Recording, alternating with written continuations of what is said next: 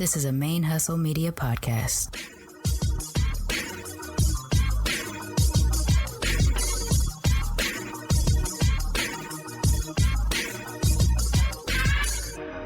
Hello and welcome to the show. My name is Jackie O and you're listening to Militantly Mixed. Yo, this is Rashani from the Single Simulcast. And when I'm not making you laugh or making up parody songs, I'm kicking back, listening to Militantly Mixed. Konnichiwa, what's up, cousins? Welcome to Militantly Mixed, the podcast about race and identity from the mixed race perspective. I am your Sir Auntie Charmaine Fury, and on this episode, I am turning over the reins to a former guest / current Meat Space friend, Gretchen. You might remember Gretchen from episode 12, which aired on September 20th, 2018, entitled White Passing, Am I Even Allowed to Claim Mixed? ? Mind you, that was 2018, and at the time, Militantly Mixed was the only mixed race podcast on the airways. There were a few, what I view as problematic mixed race Facebook groups that were very light skin centric and mixed babies are the hottest babies, which made me uncomfortable. And there were very few mixed Instagram pages. There were some, but it wasn't there certainly wasn't as many as there are now, wasn't multiple podcasts like there are now. So the discourse that we now have about mixedness and the term white passing has changed so much over the last 7 years. So I would not actually name this episode the same today as I did 7 years ago, because now we have openly had more conversations about the historical meaning of that term and are now using terms like white presenting or white assumed and things like that. But at the time, this discourse wasn't really happening in big spaces, and that's why I called the show what I called it. Gretchen and I went to high school together, but we did not know each other. We had a vague recollection of each other, and we did participate in a school event called Leadership Camp together, but neither of us can remember any kind of meaningful interactions back in high school. But since this episode, when she came on the show, we've become real life friends. We've seen each other several times over the last 7 years. And now that I live in the Pacific Northwest, where Gretchen also lives, we've been seeing each other about once a month or month and a half. So we're like actual real life friends, not just online friends anymore. Yeah. Anyways, we talk about that a little bit on this recording. What's happening here is what was meant to be the second episode of the relaunch of Militantly Mixed back when I was going to relaunch the show back in July. But I think I talked about it on a previous episode, and if not, I'll just sum it up really quick here. While I was working for the previous 3 months in advance of July to relaunch the show, partway through that process and in the last month before the show, I kind of hit an emotional wall, which made me feel like I didn't know if I could handle doing the show anymore. I just couldn't figure out what my priority was. I knew that I needed to do something to move forward in my life because I was very much in danger of just wallowing away my life on the couch crying all the time. And mind you, I'm in grief. I'm going to keep crying all the time. But I need to find a way to be productive and do something with my life at the same time that I'm making room for my grief. And I thought Militantly Mixed was going to be that. And then partway through, I was like, oh no, it can't be this. And I was just really struggling. I had a lot going on at that time as well. I had some health issues and I really just wasn't thriving here in Seattle. I was actually considering leaving. I don't know. It was just a really rough time. So I put a pin in it and I refocused the show episodes to be just about the Free to Be Fest because one, I was on the planning committee, and two, we actually had a deadline that we needed to promote the festival by because the festival was taking place on August 9th. So it made sense to pivot. I felt better. It released the pressure. But there were a few things that I did record back in May and June that just kind of sat on the back burner until today, when what I had planned for this episode, or what I had hoped could be this episode, like a debrief from the entire planning committee, we actually didn't schedule until later this week for our next meeting. So that'll come in the future. But for now, I wanted to share with you one of the things I recorded back in May and June for the relaunch of the show. This episode was not my idea, actually. This was presented to me by Gretchen because she was one of the people that I had gone to discuss my feelings about returning to the show. You know, there was a number of people that either advised me or just listened to me talk and vent. That was Teresa Stovall, one of my fellow mix aunties. That's Asian Soph, who was really helping me with reformatting the show and marketing and such. And Gretchen was one of those people to just like listen to everything that I was going through at the time, amongst other people. But one day Gretchen texted me and she said, "Hey, I have an idea for your relaunch. Tell me if you wouldn't mind me interviewing you for your show as part of like reintroducing you to the audience and or introducing you to new people for the first time." And what her thought was that it would be really interesting interviewing me from the perspective of a listener, but also a guest that had been actively affected by the show. And like I mentioned, Gretchen was on the 12th episode of the show. And at the time, she did not have a mixed identity necessarily. When we reconnected, or I guess kind of connected for the first time through our high school's reunion Facebook group, I had posted on there because I figured like people that you went to high school with might be curious about shit you're doing, and maybe they might listen just out of that weird curiosity. So I posted, "Hey, I'm starting this podcast, you know, if you could listen, or, you know, if you're mixed and send me your way, whatever, blah, blah, blah." And she had sent an article to me about a person who had just discovered that they were mixed because they had a black parent they didn't know about. And so she was suggesting that to me. And when I saw her face and I started to kind of remember her a little bit, I asked her what her mix was, because she did not look to me like a regular ass white. She looked to me like a white person that had a little something else going on. And her answer to that was like kind of stunned. And she had said, you know, "I'm not mixed." And then she goes, "Well, my mother's from Peru and my father's like white American, but I'm not mixed." And of course, I'm not going to let something like that go by. So I ended up getting into a more bigger conversation with her. And then I was like, "I think you're mixed. Like, you grew up with Peruvian culture at home with your Peruvian family. You just look white, you know, because you got a white parent too." And so I was like, "I'd like to talk to you about that. Let's get into it." She agreed.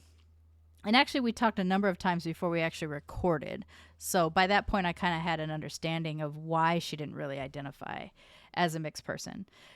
Since then, though, she has embraced the mixed identity and kind of tried to reclaim aspects of her Peruvian culture that she heavily grew up in, but just kind of slipped away over time after the death of her mother, after high school, college, etc.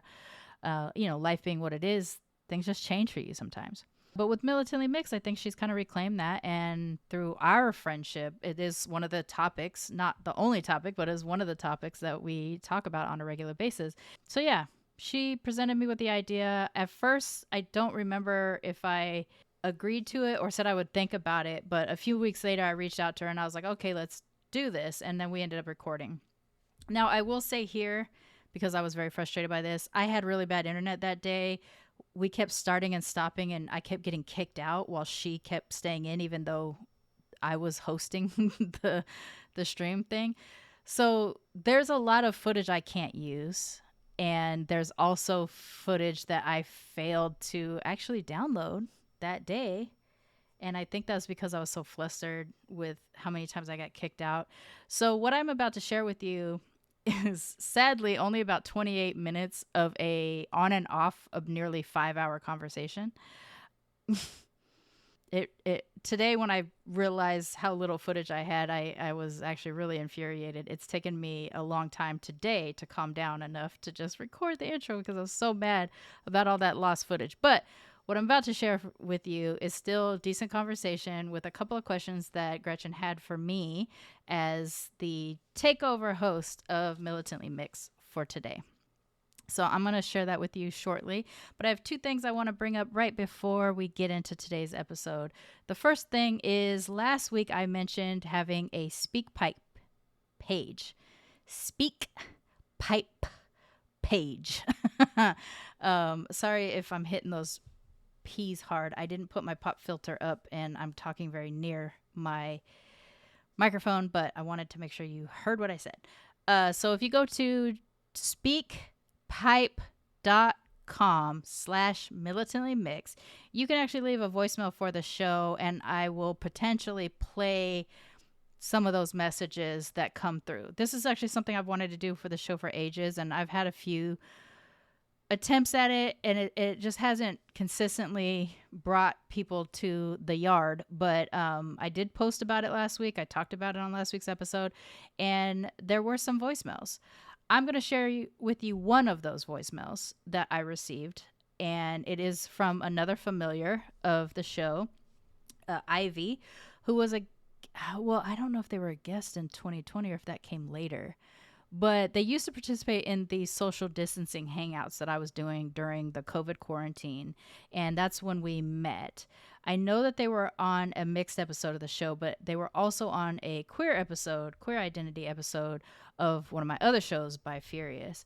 And over the years, we've checked in on each other a few times. And I actually haven't talked to Ivy in a while. I maybe like through my grief. So this was a nice message that was sent to me by Ivy. Hi, this is Ivy. Hope you're doing well, Charmaine. I just wanted to reach out to you and say congratulations on getting into law school. That's like a really huge deal, and I'm super happy for you. And I hope that it goes well and that you're able to find a good, strong community. And I was just thinking about this show, and like it really means a lot to me. And it's funny because I recently reconnected with a couple friends of mine from college, and all three of us are mixed actually, just in different ways, but and especially in terms of how we all present. But we've talked before about how the overlaps in our experiences and stuff. But my friend, I was wearing my Be Your Mixed Self shirt, and he was asking me where did you get that from? So I had to tell him about this podcast. So, and I was like, you should listen to it. So I don't know if he ever did, but hopefully I have converted somebody else to listening to the show too. So yeah, anyway, I hope you're doing well. Thank you. So that was Ivy. Ivy, thank you for sending me that message. I appreciate you congratulating me for law school, but what I really loved about that message had to do with wearing the Be Your Mixed As Self t-shirt and friends being intrigued by it. Because, this is a podcast. I never get to see people wearing the shirt in the wild. Occasionally people will take a picture of themselves wearing it and send it to me or post about it on Instagram and tag me in it, but it's such a rare thing. And so to think about the t-shirt as sort of a walking billboard for not the show itself, but mixed identity and people finding a way to claim it for themselves, that makes me really happy. So Ivy, thank you for sending me that message. And to everybody else out there, if you would like to leave a message for the show or for me, if you have a topic of conversation you would like to be addressed on the show, if you want to share a happy mixed moment you had out in the wild, if you just want to say hi, whatever, please send me that message, and it has the possibility of being played on a future episode of the show. Mind you, it might not always be played the same week you drop the episode because I don't know if this is going to pile up like crazy. I was really glad to get a couple messages. So speakpipe.com/militantlymix. Send me your voice message. They always make me excited. So yes, please do that. And the last thing I'll talk about before we get into today's episode is I am pivoting now. Right now, I'm pivoting from Free to Be Fest because that is in the books and we are going to start planning next year soon. But the next mixed event that's happening in Meet Space that I'm going to be participating in is actually not too long from now. It's happening in September. This is called Mixed Asian Day, which always takes place on the second Saturday of September. That was a lot of S's. I'm glad that I did that well.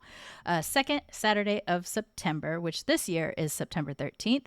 And it is put on by Mixed Asian Media, which was founded by Alex Chester Iwata, who I talked about last week and has been a guest on this show. Alex was on my Permission to Be Mixed panel at the Free to Be Fest. And I'm going to be moderating a panel at Mixed Asian Day, which this year will be in San Francisco, California, in Japantown. And what I'm excited about specifically for this year's Mixed Asian Day is one, it's the first one I can attend in person. There was one in 2023 that I would have loved to attend, but I was living in Mexico at that time, so I just sent over a video. Last year, I was actually attending my friend Q's funeral at the time that Mixed Asian Day was happening, so that obviously wasn't going to happen for me. But this year, I am able to attend. So I'm really looking forward to that. Other thing that's exciting about this is that it's taking place in Japantown in San Francisco.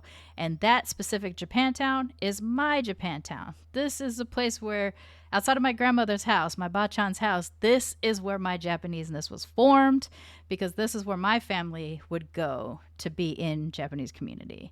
When I did live near or around my Japanese side of the family, when I was younger, we would go to San Francisco's Japantown almost like once a month sometimes in the years that I was living near them. And this is where I would celebrate Cherry Blossom every year, or any kind of Matsuri that happened. We would go down to San Francisco, Japantown for this. Our family used to eat in a restaurant called Iroha, which I don't believe is still open anymore, but my mom went to that restaurant when she was a kid. I went to that restaurant when I was a kid. I think the last time I went to that restaurant, I was in my early 20s. So that Japantown is the Japantown that formed my Japaneseness. And so to be able to come back there on Mixed Asian Day as a Mixed Asian person and presenting there, I'm really excited about that. And I hope that as many of y'all Mixed Asians that are nearby can attend, will attend. So just like I said for Free to Be Fest, if you're within traveling distance, please try to make an effort to come to this event, because one, it is such a rare opportunity for us to meet in physical space and celebrate our mixedness. And while this is geared specifically towards mixed Asians, whereas Free to Be Fest was more general, everybody mixed, it's still one of the very few opportunities throughout the year that is available to mixed Asians specifically to attend. So if you're in Southern California, Vegas, the Pacific Northwest, whatever, I'm flying down from Seattle.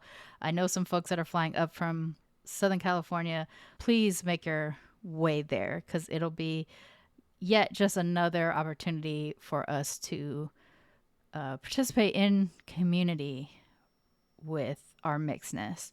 So Mixed Asians, if you can make it to San Francisco for September 13th, please do. And let's celebrate our Mixed Asianness together. Okay, that's all the announcements I have for this episode. So I'm going to turn it over. I'm going to release my baby, Militantly Mixed, for a temporary takeover from Gretchen to interview me on Militantly Mixed. So without further ado, Gretchen, take my show.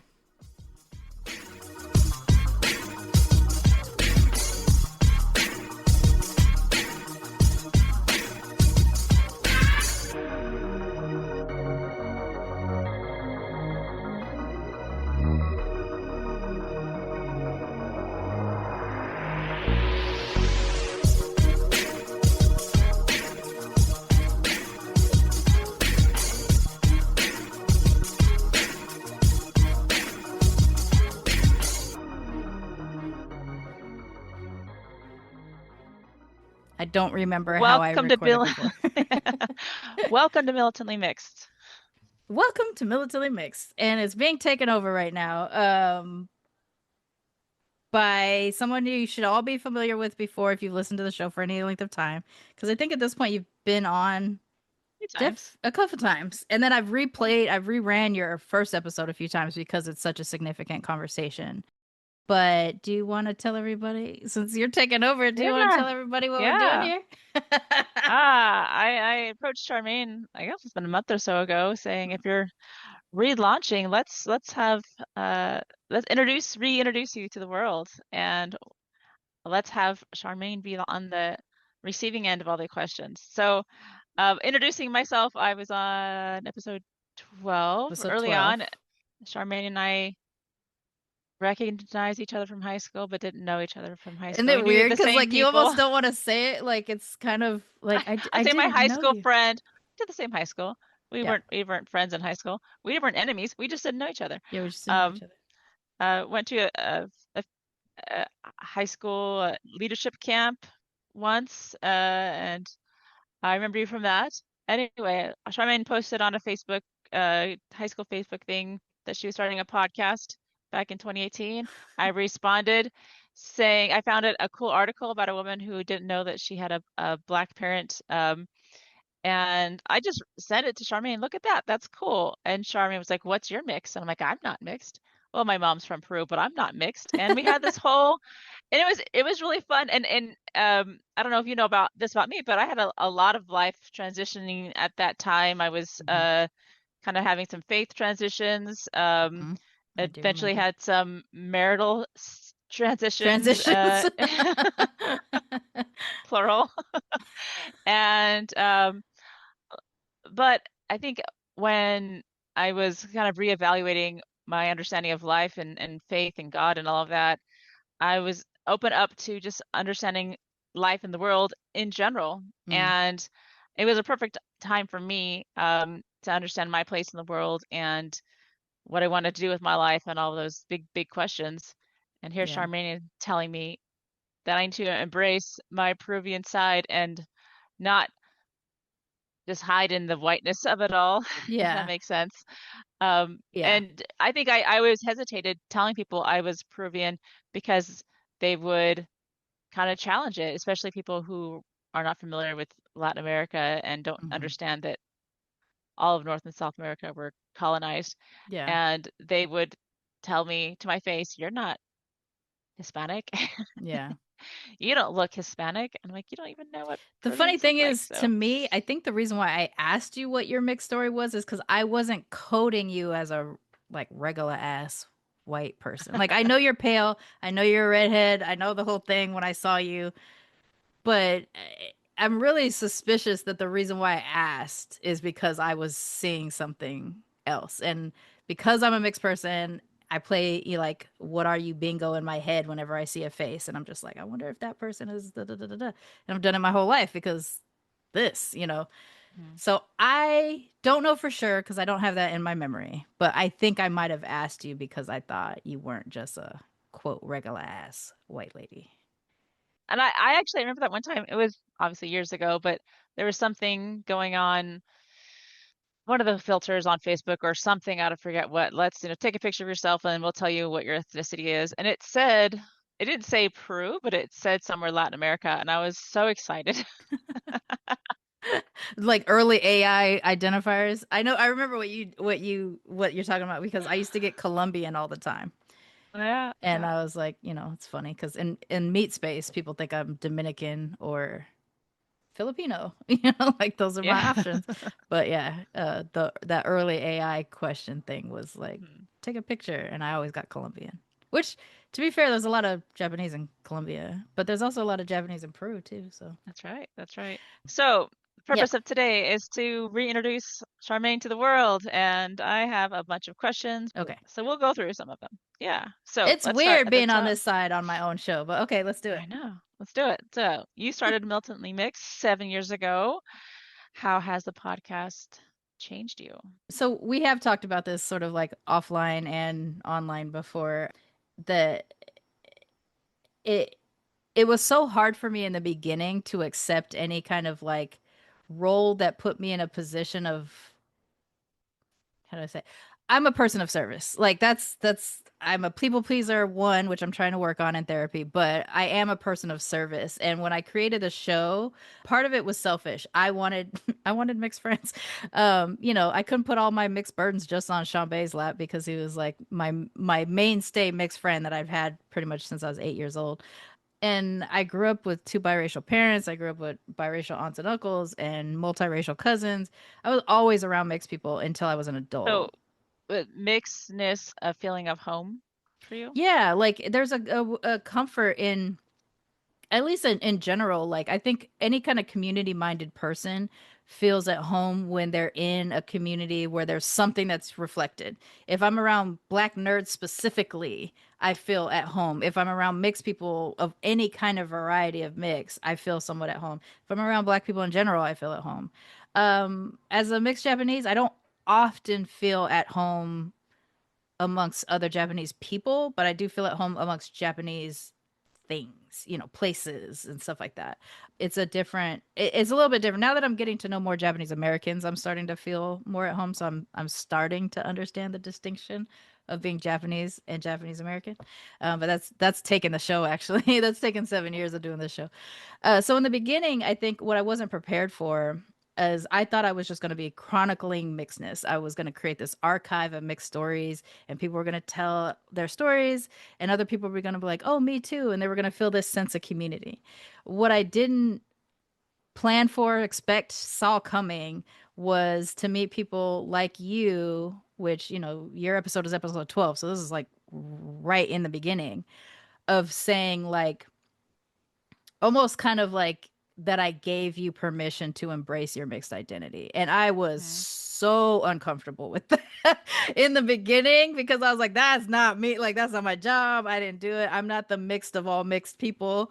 You know, the like in the mafia, the capo de tutti cap. Like, I wasn't the boss of all bosses in terms of mixedness. So it was making me feel so strange. Well, But yeah, I think you broadened the definition of mixedness, especially to my eyes anyway. The right. mix when we were growing up was, usually black and white, Black but and white, yeah. it definitely not this, so Yeah, I can understand that, and I think I've said this before too that like what the show did because it was the first mixed podcast that lasted for any length of time, not just a podcast hosted by a mixed person, but like a mixed based podcast. This Mhm. was the first one, and I think in doing that, I by nature of being the first, I was gonna be sort of a permission grantor Mhm. regardless of whether I wanted to or not.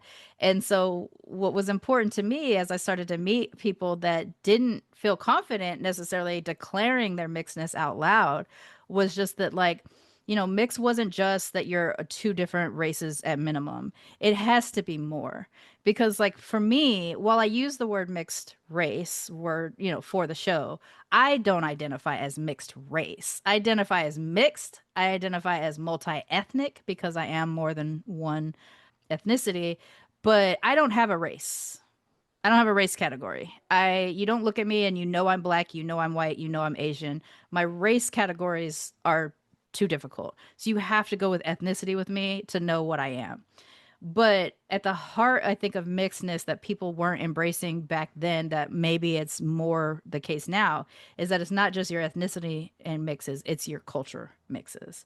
And that does kind of exclude people who weren't raised around their thing. And I'm not trying to exclude them. I'm telling them use this information to Mhm. embrace those things so that you can seek it out. And it's this different. I remember your first was it your first episode, John Corbin, who Yeah. was raised in a white Canadian family and didn't have really access to his black side, but he presented, he was looked like a black man, a light-skinned black man, Yeah. a mixed black man.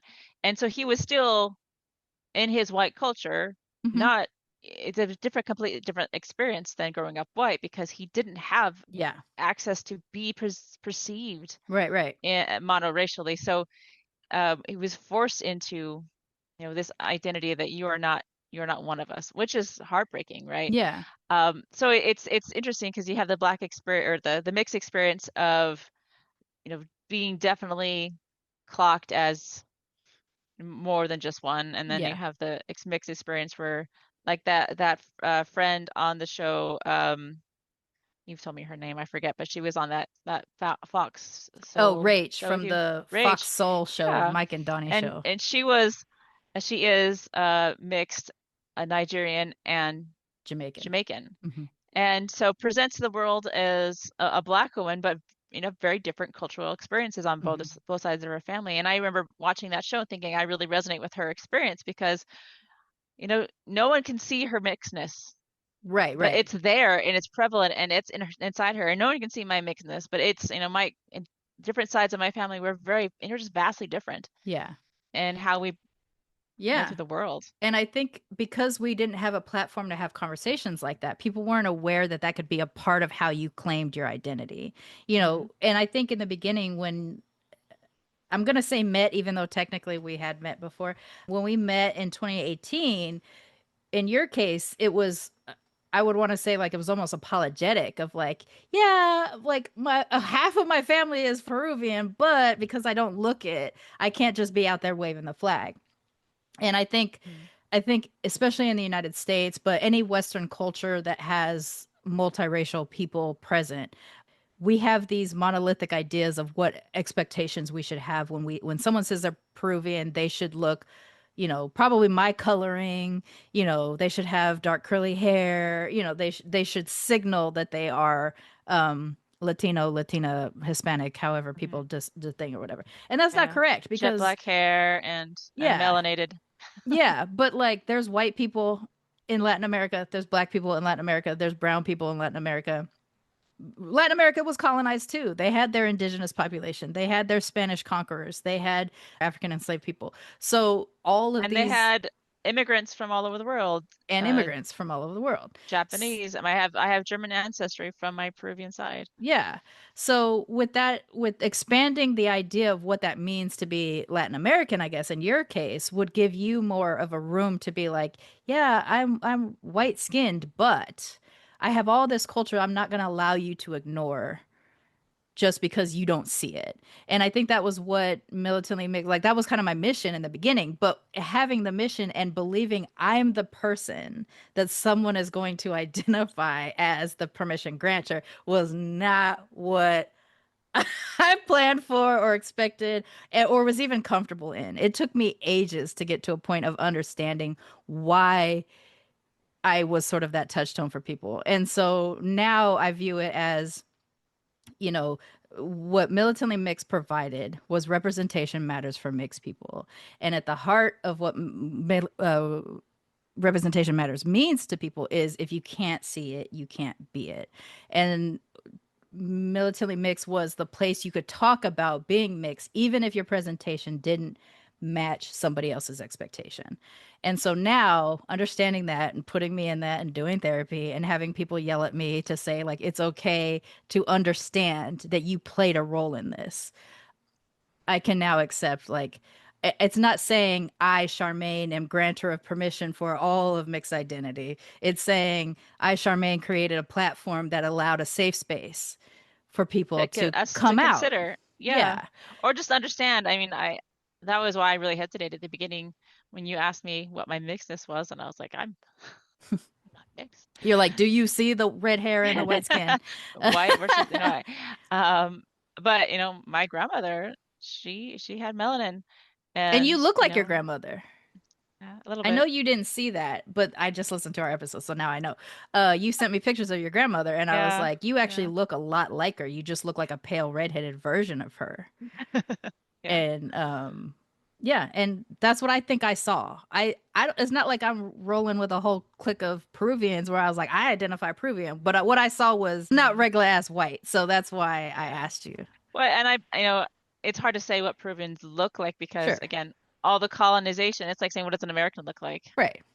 We are, you know, We look like how we look. there's not one look, Yeah. obviously. So I'm sure there's plenty of Peruvians that look just the fuck like me, like because that happens a lot in my the way I turned out. So yeah, I think with the way the show has changed me is that now I can identify the importance of just creating a safe space for people, and I like the idea. So while I wasn't going to enjoy the idea of being the permission granter. Like you can see how much I smile. Like I'm so uncomfortable with the idea of it. I just caught myself I looked at myself and I'm like, oh gosh, you're so embarrassed. While I can't like accept that I'm like the permission granter, what I can accept or what makes me feel good about having done Militantly Mixed and creating this safe space for people is that I I'm the safe space. Militantly Mixed taught me that I'm the safe space that you can come out as mixed too, or come out to as queer as I well. love that you call yourself anti-Charmaine too, because Yeah, that's what it feels like, yeah, that and I feel that way, especially because in my Peruvian side it was very matriarchal and it was yeah, all my aunties. yeah, And now like I had we had a family reunion last summer with my mom's cousins who came out, and they were raised in Peru. My mom came as a child. She was really young, but her cousins were raised in Peru. But they live in North Carolina now, and they came out, and they're so much fun. And just having the aunties around envelop you with love and yeah, just accept you and tell you you're yeah. beautiful. Yeah, I the love. reason why I wanted to be a mixed auntie was because I saw people in need for comfort in their identity. And I was raised on and off by aunts, and I come from a community where the aunt is a revered person, and so you trust an aunt. You can tell an aunt something you can't tell a mom or a dad. Like there's something about that relationship that is special and important. And I if I can be that, even if the person is the same age, if I can be that safe auntie space for a mixed person, then that makes me feel good. But also like it makes me feel like mission accomplished, even if I continue the show for years and years. The mission was accomplished. I became a safe space for people. I became I'm a representative of, gosh, I hate talking about myself like this.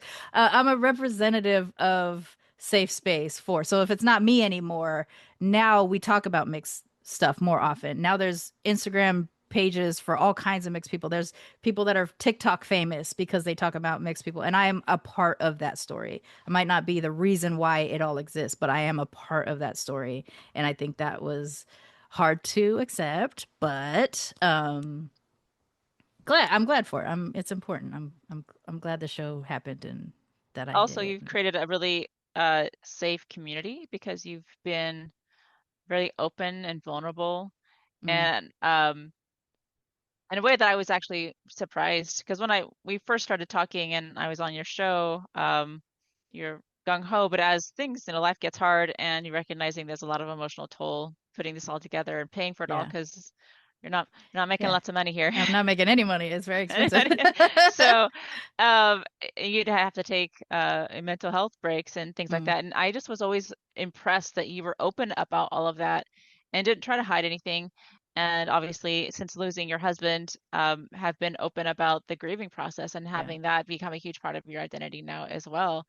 Um, Having this community now that is not just welcoming of mixedness, understanding people's weaknesses, but also just vulnerability in all in general, and being able to collectively, help each other out in Yeah. that way.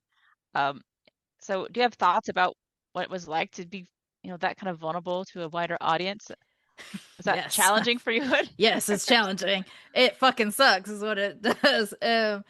So I, against your will, you're vulnerable? a little bit. I feel like if you knew me in high school like better than just like the leadership camp and kind of observing or whatever, I was super closed off in high school. I wore fucking sunglasses all the time, and it wasn't because I was trying to be bad or anything like that. It was literally like put a block between me and people so I don't have to share my feelings.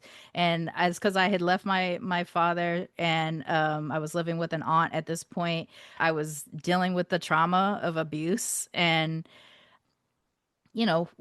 while I was in therapy on and off throughout my life, we didn't have the language that we talk about mental health now, even then. And 30 years ago at this point, when I showed up in Sacramento and went to center, I was like thrown from being in an extremely abusive family scenario to being in another abusive situation that I had to get rescued in like a couple of weeks. When I lived with my mom for the few weeks that I lived with, there was issues with her boyfriend, who she's still with to this day, which is why we're no contact. And then my aunt saved me. And so like, and then school started. So I had zero time to become a regular person and show up in high school and be a high school kid. I was staying up until like 3 or 4 o'clock at night, crying every day with my aunt, trying to help me just so that I could wake up and go to school the next day. So I wore sunglasses to block me from people in that respect. And I would just say, "Oh, I'm sensitive to light," or some shit like that. But honestly, that wasn't it. It was I was trying to prevent myself. And even like during that time, like I grew up with Sean Bay, my co-host on the other show.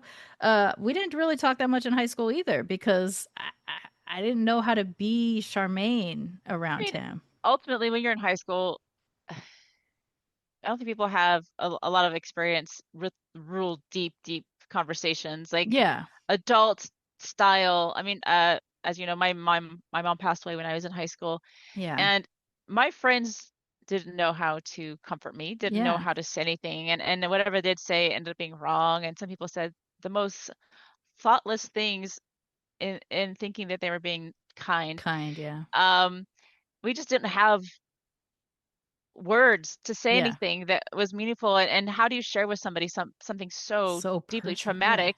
Yeah. And kids are just trying to like do their homework, and you know what? Like I didn't want to burden anybody on what Right. was going on at home before she died. And Yeah. And I think like, I tried sharing once with some friends, and it was like crickets. They were like, yeah. I mean, as a person who's recently lost a significant person, grown ass adults are saying stupid shit to me in this idea that they're being kind, but there's actually really unkind stuff that people say when they think they're yeah, being kind, they and have no idea unless they you've have no gone through it. They idea. just don't know. So if I'm 47 and people don't know how to comfort me in grief, a 15-year-old who also has a crush on, somebody and their hormones are going crazy and stuff like that, like it was not the place to be a vulnerable person. Plus, I'm from the hood. Like being vulnerable is risky. And so to come to the suburbs and just like change, that wasn't going to happen. So, and I remained fairly closed off most of my life, but the longer I was with Tristan, the more vulnerable I got over the years and stuff like that. But what I wasn't expecting to be vulnerable on the show at all. I don't know how I was gonna do it, but it started to happen really quickly. I started to share more. The more I shared, the more people sent me messages about how important it was that I shared, and it helped them open up. And so then I started to realize, like, if you're vulnerable, other people are vulnerable, and in the vulnerability is where you start to learn what is at heart, that thing that is blocking a person from embracing their mixed identity, or whatever the thing is, right? So there was parallels across all of my deals, my Mhm. mixed deal, my queer deal, my nerd deal, like whatever my thing was. When I found myself being more vulnerable and open about my situation, other people were more vulnerable and sharing, and that started to make the show a lot richer. And then the freaky thing was that people were emailing me not always about their mixed identity, but sometimes about the fact that I shared something really vulnerable. And I was like, ooh, this is uncomfortable and weird. And then it just couldn't stop. Like, then my cat died. And then, other friends died. And so then I would be on the show and I'm like, I'm trying to do the show, but I'm going to cry for a little bit because, I just lost something or somebody. And, The world was imploding, and we were and all the dealing with world was, Palestine, and just, I it was mean, too much. Like like the summer of George Floyd, I guess is what some people are calling, like summer of 2020 was kicking my ass, and I know it was kicking everybody else's ass too. And so uh-huh. I was just trying to figure out how to stay connected to something, because I couldn't just do it on the surface anymore. And so, yeah, and being vulnerable, I think it made the show richer. It also has created some relationships with me. I'm actually really close friends with, and in some cases, chosen family with people I met because of this show. And that's Bless weird, you. like it's weird that happened because we didn't grow up in a time where you met people on the internet, right? Like I didn't even Oh touch the yeah. internet until I was a senior in high school, and then I didn't touch it again for 2 more years. So I was a full grown ass adult before this was the norm. And so And now even to then, if you met somebody online, it was you're like, shameful. yeah, like I actually have a friend who married her husband who she met online, and she would be like, you'd be like, how do you meet? She'd be like, well, you know, I was new to the area. You know, now it's like, which app did you meet on? Yeah.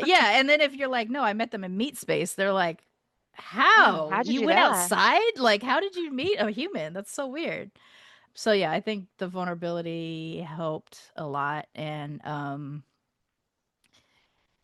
I think despite what I've gone through in losing Tristan and moving and coming back to the United States and stuff like that, like while I'm experiencing grief, I will fail if I can't talk about it. If I will fail if I can't embrace my grief publicly because I can't bottle this shit up anymore. It's too hard to bottle. I mean, you and I have hung out a few times since I moved up here, and how many times I'm in mid conversation and then I just start crying, but I don't stop talking. I'm just like, I'm gonna keep talking because I'm gonna push right through this so these tears dry up. And you know, having a few relationships where I can do that. I didn't have stuff like that growing up. I didn't have that when I was younger. And I appreciate it now because I don't want to, you know, I don't want you to, you know, us be chilling in the apartment and you're like, oh, she's starting to cry. I'm going to leave now. Right. Like we I sat think in it. a lot of people are uncomfortable with their own emotions, Mm, especially mm, like grief, you know, like things like that make them uncomfortable in themselves, and so they yeah. can't handle it on other people either. They try to cheer the person up, and it's like it's not like I want to help this person cheer them up. It's more like I don't like this feeling inside of myself, so I need to make you stop. Yeah. Right. Right. Like, it's like, I don't like the feelings. So you And need to and stop having feelings. because I've gone through, you know, these, you know, grief cycles myself, and I understand. It's like you know, it took years. Yeah. And it still hits me, you It's know. still hitting. Yeah. And every time I had a kiddo, you know, my oldest just graduated high school, and my mom wasn't there. My mom Yeah. didn't have my own high school graduation, my college graduation, Right. my wedding, all of those things. You know, there was no mom to help after my baby was born, No. and it just, you know, it still hits me, Those which is scars are ridiculous. there. And even though I'm Yeah. kind of fresh in this, like I'm a year and a half, which again, I can't even believe it's been a year and a half since Tristan died, but feeling how I'm feeling now, how intense it still feels. I don't see that all the way going away. I can't imagine how that going. He and I have been in each Because other's lives for you'll 31 always love them. years. Yeah, Yeah. and it's a present tense love, you know, Mhm. which I don't think people get. I think they think Unless when you've they gone through it. died, it's a past Unless you've tense. gone through it, it's, yeah, you'll always It's love not. them. It's still fucking here. And yeah, You want to talk about them, right? You just like, let me yeah, tell you this funny story that I just remembered. yeah. Remember And that time when this happened? I love when someone hits me with something random, especially if it's something I wasn't there for or that I forgot. Then it's like I get him back, you know? I Hmm. get him back a little Yeah. bit. And that is where what I have actually recorded and saved ends because after that I restart Zoom so that we can record another session, and for the next 3 times I failed to save the file. Yeah, that was my fuck up. Very frustrated by my fuck up. It also is what it is. Can't get it back. So I need to move on with my life. I do want to thank Gretchen for all the effort she put into coming up with questions, sticking with me online for the 5 hours, even though my fucking computer or internet kept kicking me out. I mean, I think if Gretchen and I weren't friends, I probably would have just said like, you know what, this isn't working out. We'll have to do it another time. But because we are friends, you know, we just intermittently asked and answered questions and then just hung out too. So it wasn't a total loss. It's just a content loss, I guess. But she did a great job in terms of taking over the show and approaching it like an interviewer and everything like that. It was pretty dope. So shout out to Gretchen. I appreciate you. Thank you for doing that. And I guess that's it. So as always, don't forget to be your mixed ass selves, and peace. Militantly Mixed is a Main Hustle Media podcast, produced and hosted by me, Charmaine Fury. Music is by David Bogan, The One. Please follow us on social media, YouTube, Instagram, and Facebook at Militantly Mixed. If you'd like to become a Patreon of Militantly Mixed, please go to patreon.com/Charmaine Fury for a monthly sponsorship, or paypal.me/militantlymixed for a one-time only donation. And if you like what you hear on Militantly Mixed, please subscribe, rate, and review on iTunes or wherever you listen to podcasts. And don't forget to be your mixed ass self. Main Hustle Media. Turn your side hustle into your main hustle.